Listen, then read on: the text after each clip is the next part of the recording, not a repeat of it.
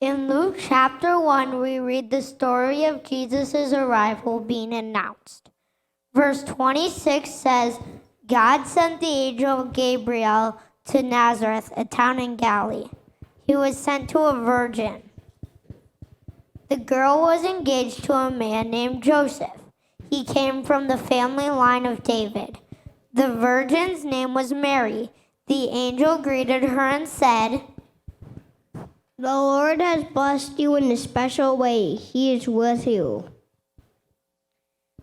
Verse 29 tells us Mary was very upset because of his words. She wondered what kind of greeting this could be. But the angel said to her,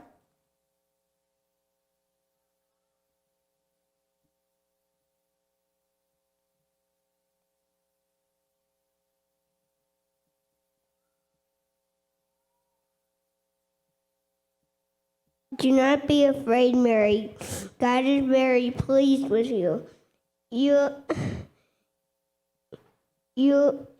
become pregnant and give birth to a son. You must call him Jesus. I serve the Lord. May it happen to me just as you said it would. In the book of Matthew, we find that Joseph, Mary's fiance, is not sure about this plan. He has doubts. One night, an angel appeared to him in a dream and said, Mary's gonna have a son. You must give him the name Jesus. That's because he will save his people from all of their sins. In the book of Matthew, we find that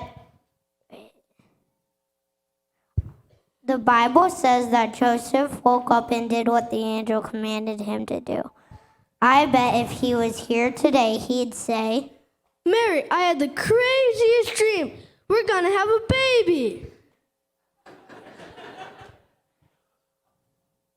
Fast forward 9 months and it's time for Jesus to arrive. Luke 2:7 says, she gave birth to her first baby. It was a boy. She wrapped him in large strips of cloth. Then she placed him in a manger. That's because there was no guest room where they could stay. That same night, in amongst the stars, suddenly a new bright star appeared. Of all the stars in this dark, vaulted heavens, this one shone clearer. It blazed in the night and made the other stars look pale beside it.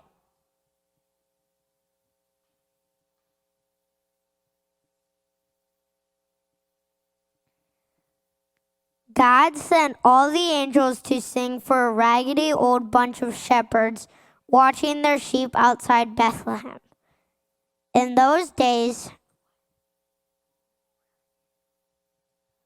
remember, people used to laugh at shepherds and say they were smelly and call them other rude names.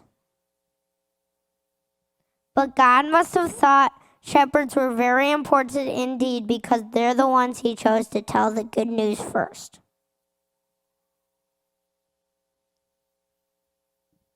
That night, standing in front of the shepherds, was a huge warrior of light blazing in the darkness. He told them not to be afraid and announced Jesus' birth.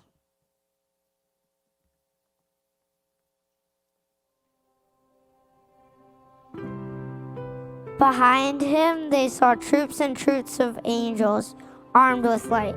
They were singing a beautiful song. The shepherds left their sheep and raced down the grassy hill and through Bethlehem until they reached a tumble-down stable. They caught their breath, then quietly tiptoed inside. They knelt on the dirt floor. They had heard about this promised child, and now he was here.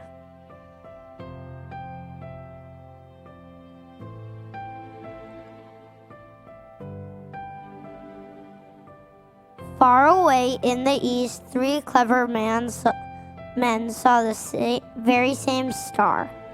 They knew it was a sign a baby king had been born. At dawn, they packed up their camels and wrapped gifts for the baby. The three wise men followed the star out of the big city, along the road, into the little town of Bethlehem. They followed the star through the town until it stopped right over a little house. There, sitting on his mother's knee, they found him, the baby king. They bowed their heads and gave their gifts.